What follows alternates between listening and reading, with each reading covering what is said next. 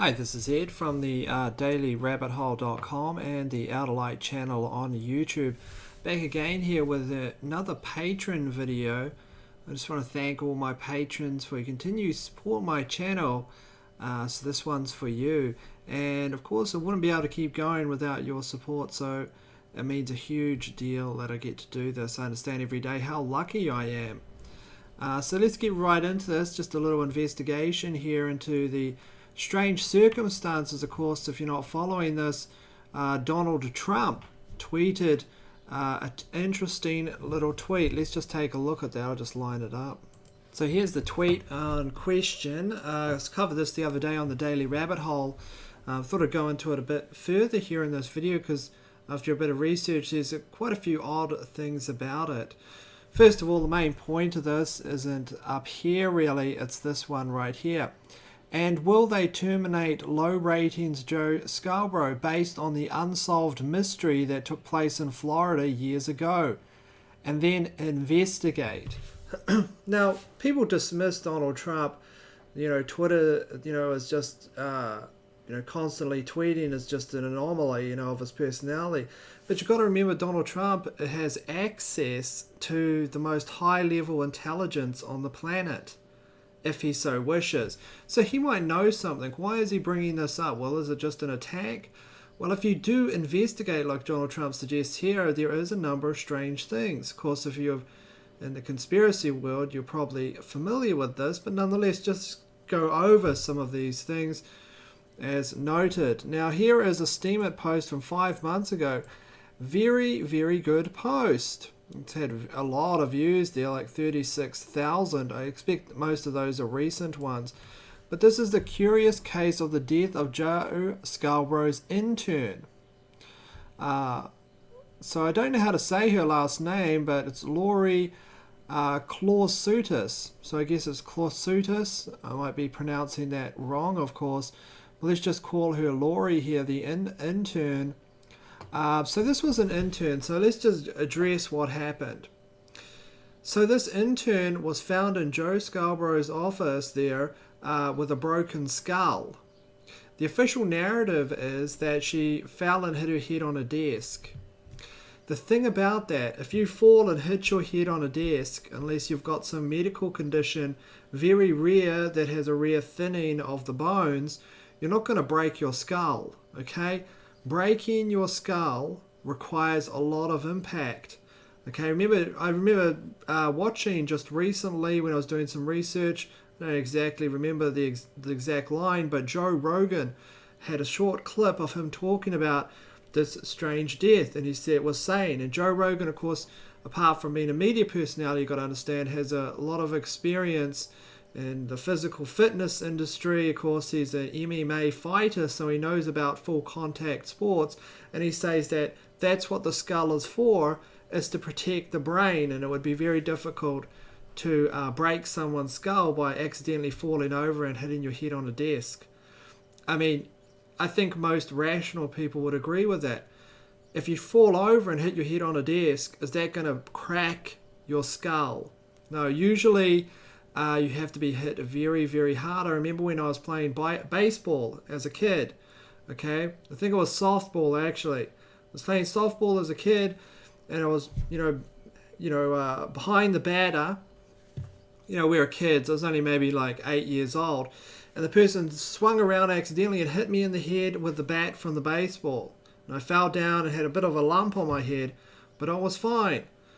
And then another time I fell off the top of a bunk and hit my head on a concrete floor. Again, I was fine.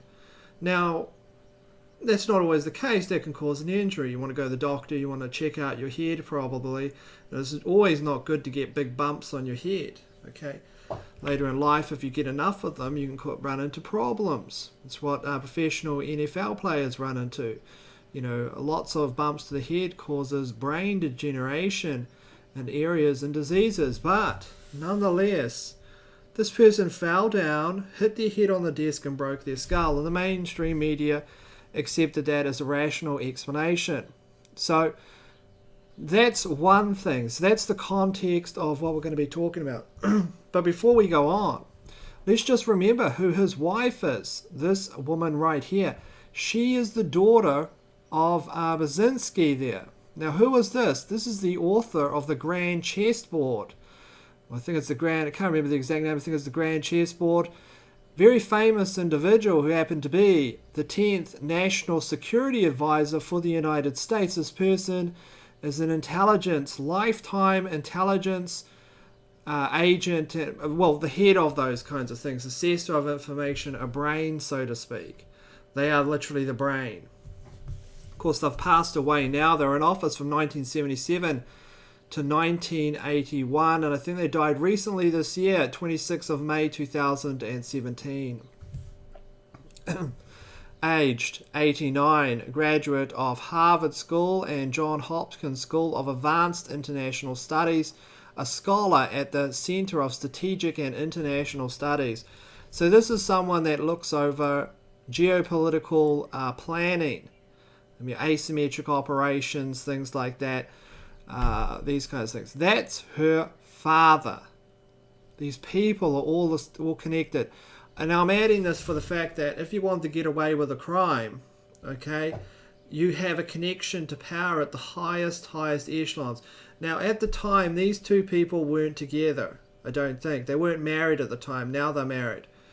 The point is that he ran in those circles. Who is he? Well, a lot of people say Project Mockingbird, an operation by the CIA, which is largely accepted now as fact, based on all the documentation. You can look into it. There's some stuff in the JFK files. It's all over the place, really. The Church Committee investigated it. Main thing was to insert people at the heights of media. So before this person was a congressman before he came onto TV and retired on September the 11th, not September the 11th, but September 2001. He retired from politics. So let's have a look at this right here, and then we'll note some high anomalies. And remember what I said about falling on a desk and hitting your head. So this is a great article. Will be posted in the comment section, of course. So this really just goes into some of the oddities. Her body was discovered by a couple. Okay, this person was found dead inside his office on his floor.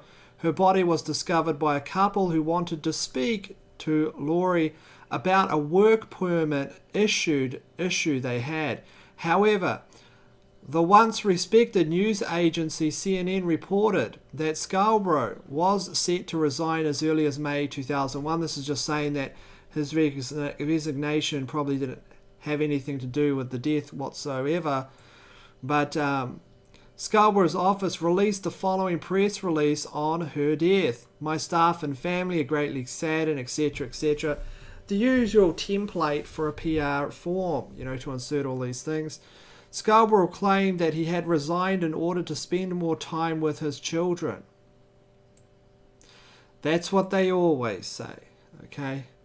In the last month or two, I've had thousands of different rumors launched against me. I'd rather keep this private right now, he added. The story of his intern's death was swept under the rug and was barely covered by the media, perhaps because 2 months later, on September the 11th, the largest terrorist attack on American soil occurred, or maybe the media didn't have significance in covering the mysterious death of a young woman. These questions raised on this steamit, of course. So the official autopsy, this is something to remember here, the official autopsy report stated her death was an accident attributed to undiagnosed cardiac arrhythmia, and due to the fact her breathing stopped, she fell and hit her head on the office desk and died. So that's what the autopsy report found. And we'll get into this in a moment.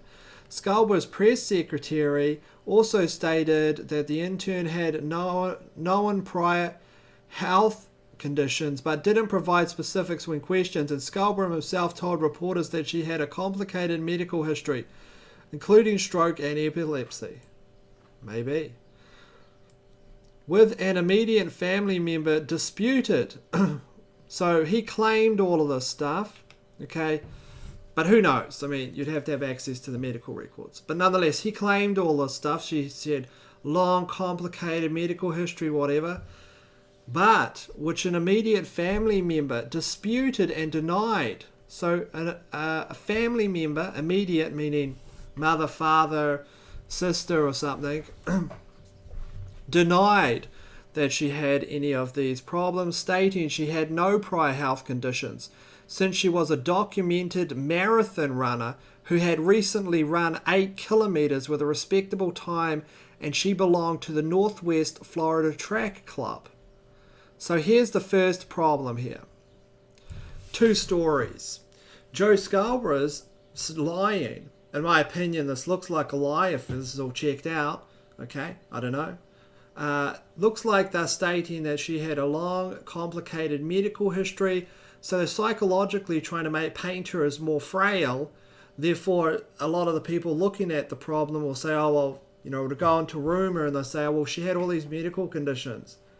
Okay, we don't know what was wrong with her. Maybe she had brittle bone syndrome or something like that. Okay, so that's what they're saying. But that isn't true according to an immediate family member. So an immediate family member stated she had no problems. Let's just jump into this article here. The death of Congressman's office. This is stating here, I guess, where the information is. We'll put all these links in the comment section, although you can drag them all out of the article. The main point is she was a documented, apparently according to this, documented marathon runner who had recently run an 8K with a respectable time. So what do you do if you wanted to cover up some kind of anomaly that happened? Well, possibly what you could do, we could speculate to, because this is all wild speculation. What you do is you create the narrative of her being sick, because now that implies who stands to gain by pushing a narrative that she's sick. Well, it's the person that committed perhaps a murder. Who is that individual? Well, no one knows. You can wildly speculate to that. So, on the 29th of August 2001, 2 Florida Walton Beach police officers and crimes experts who witnessed the autopsy said her skull had been fractured. Okay, so it wasn't just hit her head. Her skull had been fractured. So you got 2 testimony of 2 police officers there stating that. But this was never taken into account in the final autopsy report.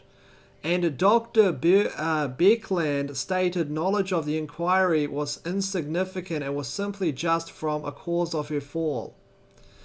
Now, do you see what's happening here? So who conducted the autopsy? Because we've established we're being told 2 things here. One, we're being told that she's medically damaged and she's very frail, and then the family saying that she was a marathon runner and she was incredibly fit.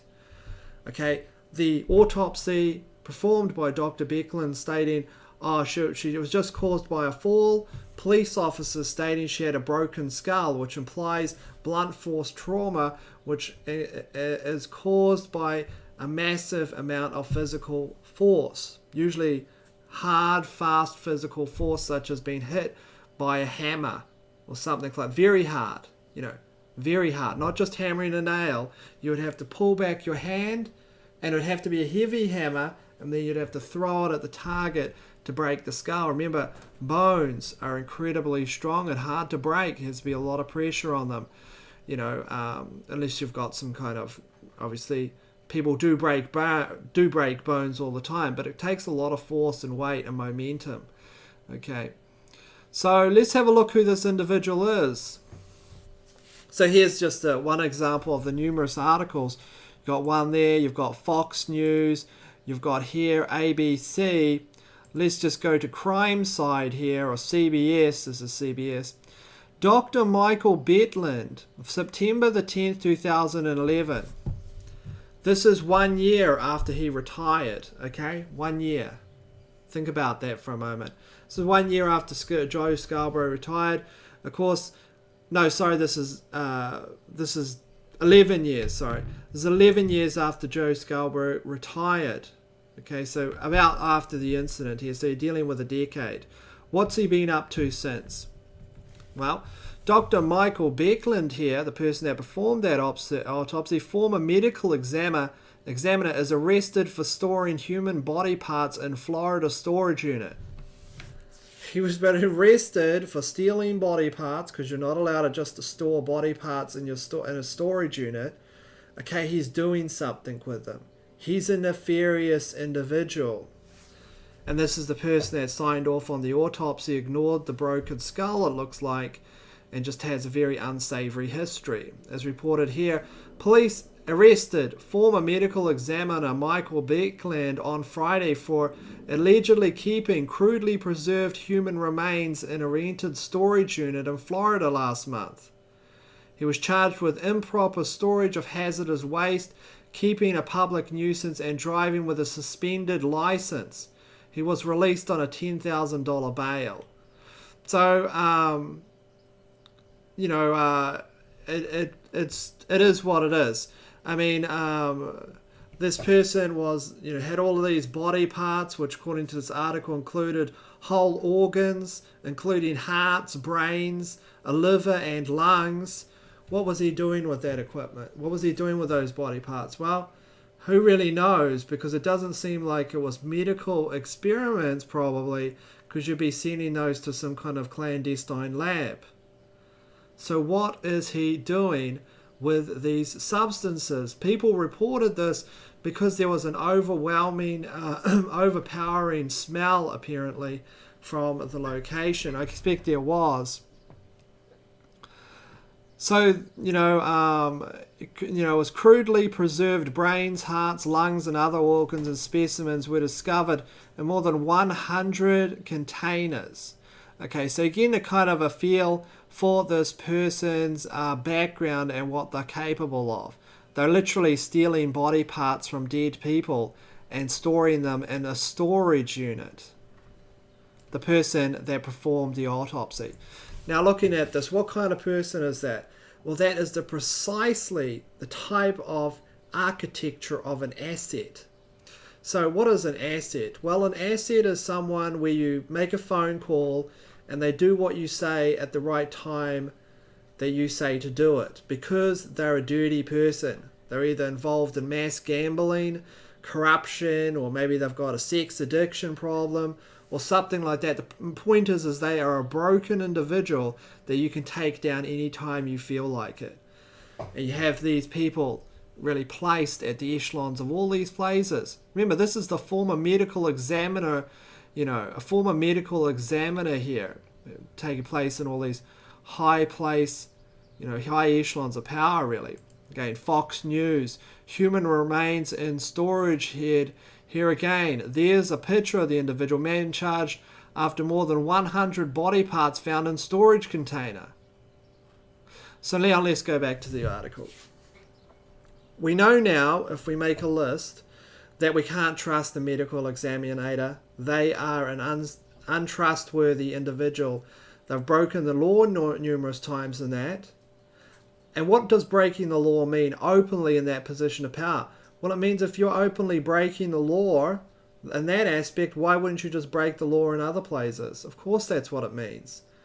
If he's in a role where the law matters, where what he says, could lead to an investigation by police, this person is actively engaged in selling body parts at the same time as performing these. Completely untrustworthy. You have to take their information and their judgment and you have to dismiss it.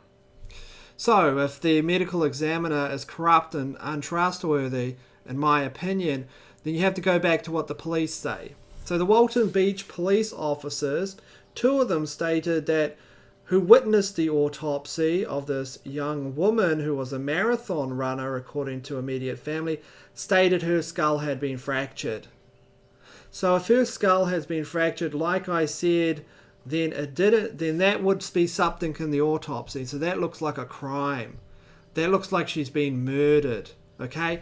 And if you take all the other pieces of the puzzle in relation to how they're trying to sell you the narrative that she's sick, she has a stroke and epilepsy and all these kinds of things, which the immediate family here is denying, if you take that, then they're trying to sell you a story that's not real.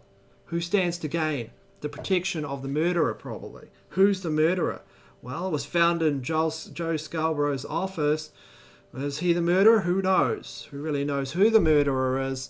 No one really knows that, but isn't that very interesting? And again, can look into these tweets by Donald Trump, who has access to information gleaned from the CIA and NSA and all these other places, although it seems like the CIA doesn't like Donald Trump that much these days. Although he's appointing a new director soon. There's a number of names being floated.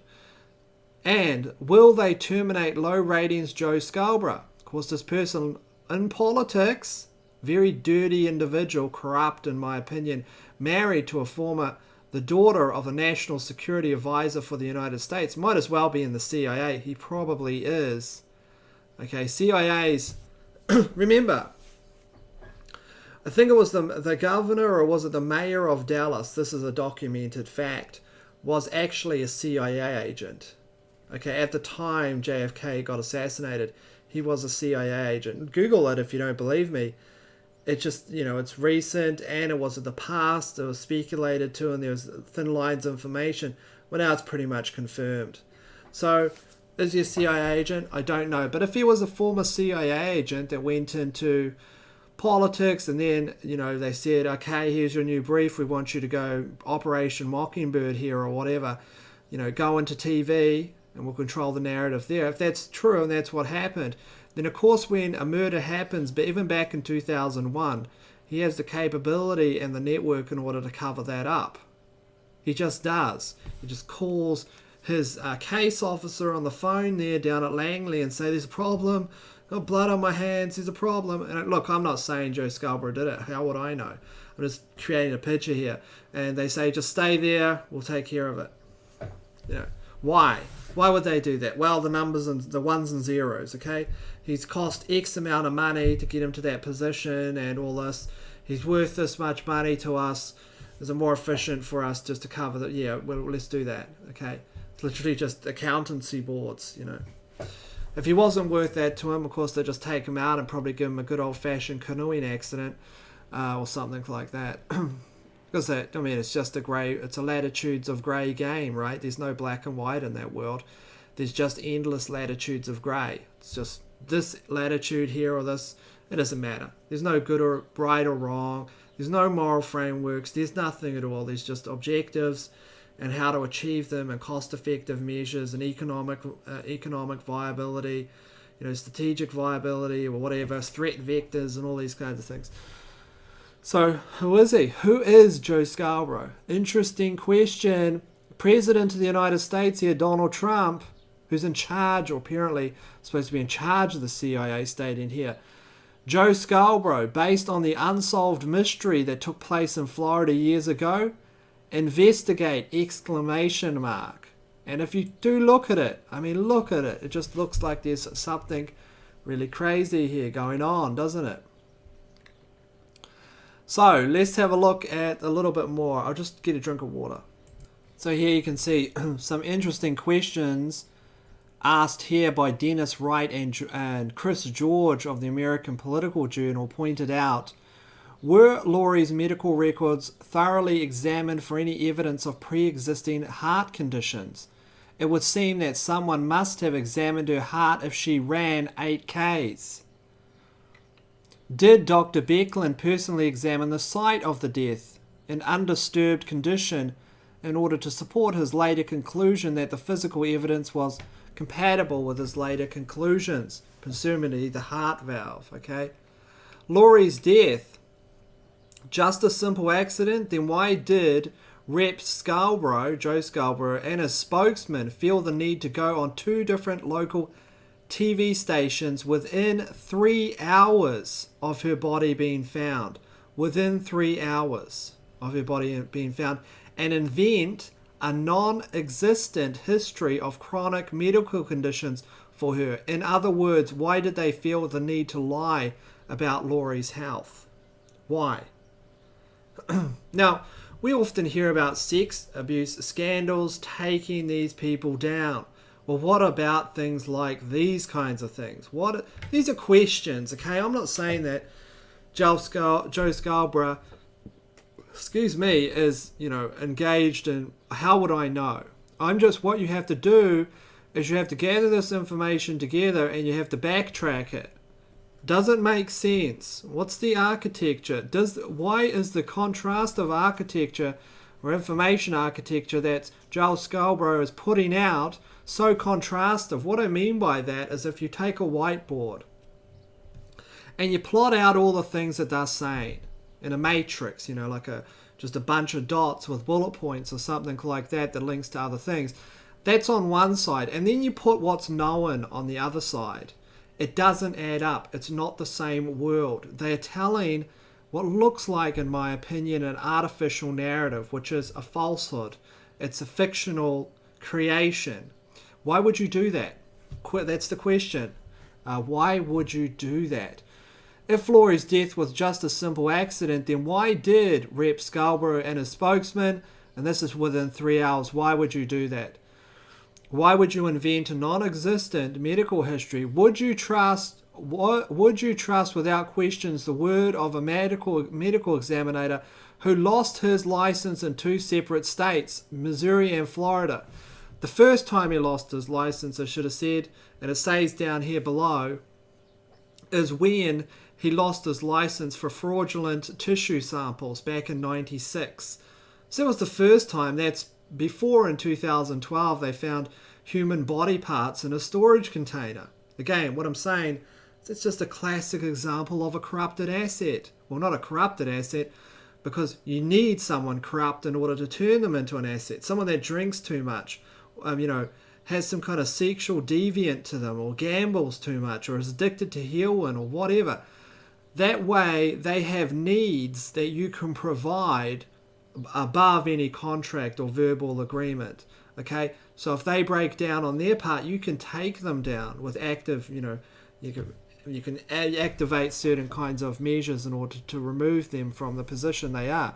So they have a lot to lose. That's why the ranks of power are so filled with absolutely corrupted people. Looking at this, if you're a woman in these sex scandals, you'd probably think every man in the world is like walking around, flashing raincoats and like pulling out his, genitals and telling them, can he masturbate in front of them? That's not what normal men act like. And if you look at society, you know that. Most people are fairly decent. But when you have a consolidated power network packed with sick individuals, and they're all highlighted as they are now, and for good reason, because they're corrupt, then it makes every man look sick, because most of these things you're seeing now are men doing these things. But it's because of the consolidated packed network of these kinds of puppetry networks where they can control people from afar through remote blackmail. Okay, so remote control, so to speak. And again, some more questions there about these. So would you trust a medical examiner that lost their license twice, the second time for having human body parts in storage containers? Probably not. Like, they usually see people of the medical, a type of medical individual like that, you usually see them out on some kind of like, in some castle somewhere with lightning surround it, trying to wake up the dead. Like some kind of Mary Shelley novel or whatever. I think it's Mary Shelley who wrote Frankenstein. Of course, Frankenstein's monster was the one that you see on TV with the big head. So why should whoever wrote, this is the intern's obituary, feel it was appropriate to mention nearly everything about her life except where she'd been working since 1999? So the obituary itself probably had every little detail in it you could imagine, except the fact she worked for Joe Scarborough. Except she worked there with them. So Dr. Becklin and his supervisor at the time, Dr. Gary Cumberland, were known to be high-giving donors to Scarborough's congressional campaigns. So at the time, you have Dr. Becklin, the medical examiner, who's utterly corrupt and, could be involved in anything. It's a roll of the dice now when you look at this person's personality. I mean, they might be like working with the cartels or something. Who really knows? It's all speculation. I don't know, but I wouldn't trust this person as far as you can literally throw them. Dr. Becklin and his supervisor at the time, both of them, were known to be high-giving donors to Scarborough's congressional campaigns. So he was elected to politics with their help. Okay? That's pretty much it. So the medical examiner should have recused themselves. Obviously, they've got a vested interest in protecting Joe Scarborough. So they've got a vested interest in protecting him.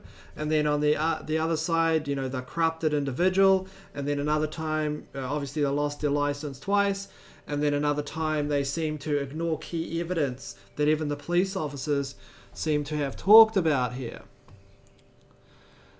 So, so curiously, this is just the reports about the medical license. So he moved to Florida in 1997. In July 1996, Becklin was suspended from his position as a medical examiner in the state of Florida. Yet in 2001, he was issuing reports on the intern's death that were questionable, if not outright false.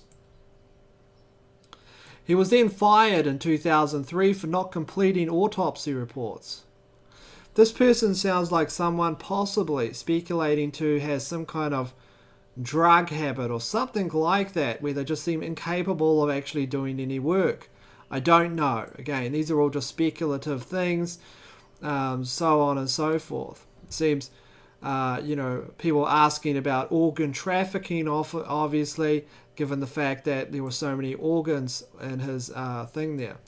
Then there is the Scarborough's alleged odd behavior on a radio show years later after his intern's death. So I don't know how to say her name. I think it's Klausutis, I don't know. Death in 2003. On May 29, 2003, Scarborough appeared on a radio show where he made the shocking admission about killing his intern. While complimenting Scarborough on his sense of humour, this is a radio host, said, "Don't be afraid to be funny because you are funny. I asked you why you aren't in Congress. You said that you had sex with your intern and then you had to kill her." Scarborough laughed and replied, "Yeah, well, what you gonna do?" So it seems the audio from this is curiously missing, and the page for the archive.org page is also dead. However, this person of this article was able to dig up the oldest date of existence from his claim from 2004 from the Democrats' own website. Let's have a listen here. Hold on, I'll just roll it up here. Well, it looks like the audio has been removed. I've checked it in a number of different browsers. My media player is playing fine, but it doesn't look like this is playing the audio. Which means possibly that there's an error, or maybe you could look into, maybe it was taken down. You can copyright strike audio, which you shouldn't be able to do at 14 seconds. This is a clear example of fair use in order to, highlight a point which we're discussing. But you can copyright strike audio so the audio is removed from the video itself. So that might be what happened here. I'll try playing it in some other way to confirm. So here we have, here it says, I checked it on another browser, a completely different browser that isn't connected to anything like this. It says, and it just doesn't play. The audio track has gone missing. So it's gone. So there you go.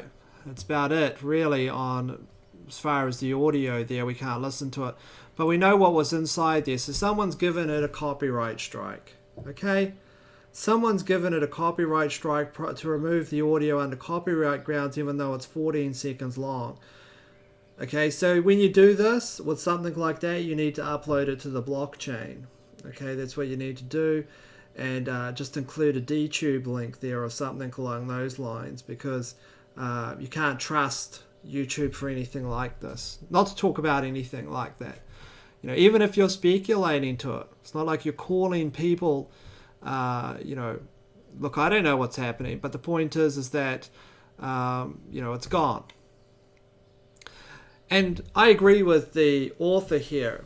Even if it is a tasteless joke, okay, even if it's a joke, you don't joke about something like that when there was a woman found dead in your office there. You don't joke about that. A psychopath makes jokes about that kind of thing. You just don't joke about it. Who jokes about someone that was found dead in their office? You know, I had sex with my intern and then I murdered her. If that is the quote from the audio, we can't see because it's been taken down. Just saying that, like, that woman has a family and you're saying, yes, as a joke, I had sex with her and then I had to murder her. You're defaming her image, her history, and stating those kinds of things, whether it's true or not, or whether it's a joke. Either way, all this proves one thing. This person, I don't think is trustworthy, in my opinion. I think they're extremely corrupt. And it's not just because of this, but for their total behavior as a whole. That is very there's something wrong with this person.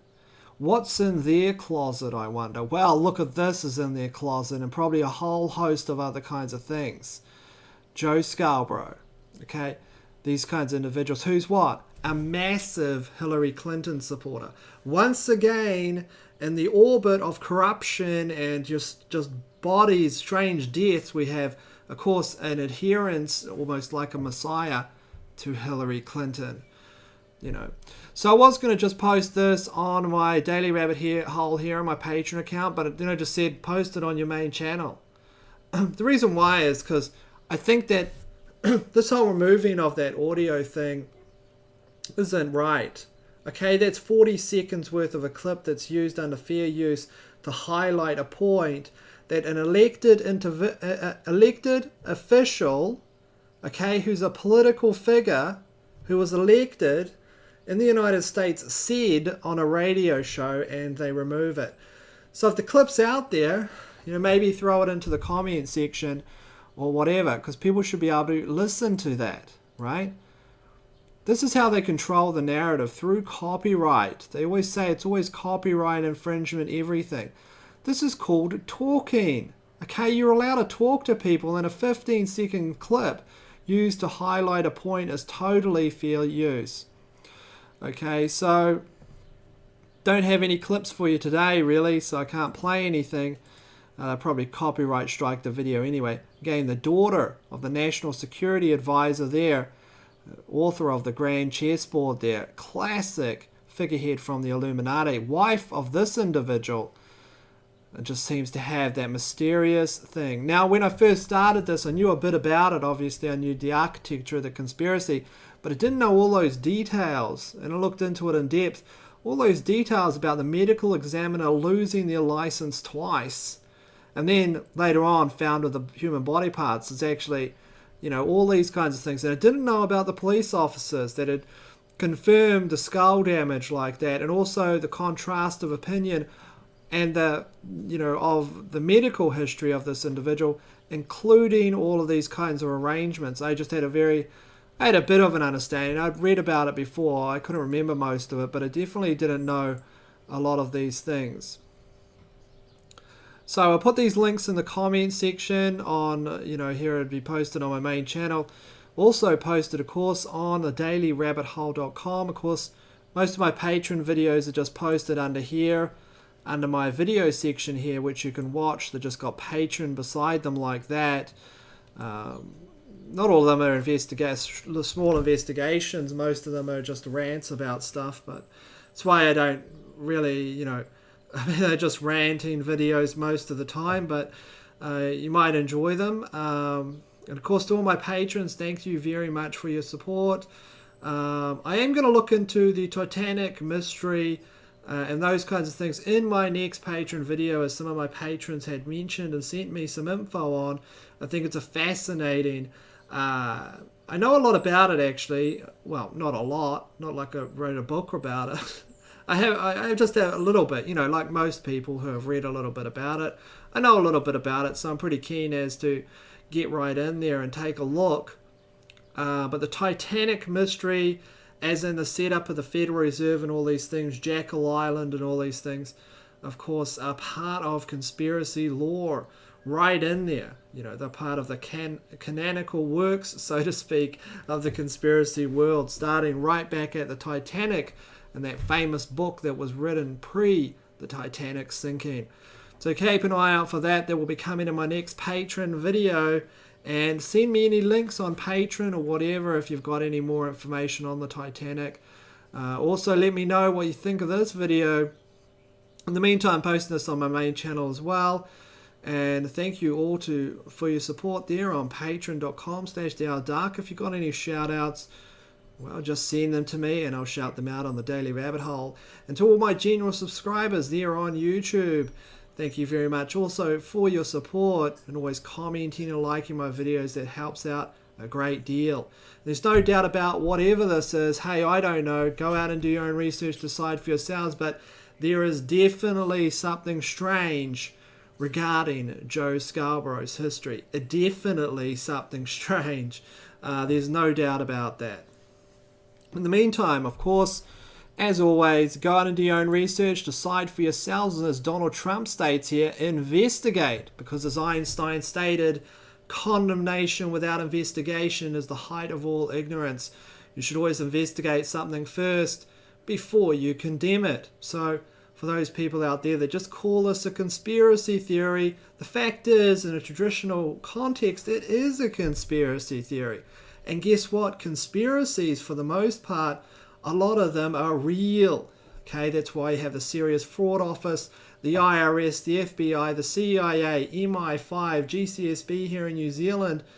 And all these kinds of places is really either to enact conspiracy or to uncover conspiracy, because conspiracies are real, 100% provable. The word conspiracy theory is real. I always say that because do not let yourself fall into the psyop of the magic word conspiracy, which is used as a suggestive NLP technique in order to dismiss information. It's like the Jedi mind trick in Star Wars, where you just walk up and you say, it's a conspiracy, this isn't the information you're looking for. And then the droids go, yes, it's a conspiracy, this isn't the information I'm looking for. Of course, most people listening to my channel, of course, are Jedi Knights. So you don't have to worry about those kinds of things because you're aware of the Jedi mind trick, which is the word conspiracy theory. Conspiracy theories are 100% real. They are measurable in this world and part of our reality. What a conspiracy theory is, in fact, just a theory that a group of people are working in a clandestine way in order to achieve a set outcome. That's part of human nature and key to sociological dynamics within our human civilization. And this is Ed from The Outer Light. Stay safe, take care of yourselves. You can find me on Steemit, Esoteric Ed on Twitter and all kinds of places. Special shout out to my patrons at patreon.com/TheOuterDark. Thank you very much. And this is Ed. Stay safe, take care of yourselves, and I'll see you all later.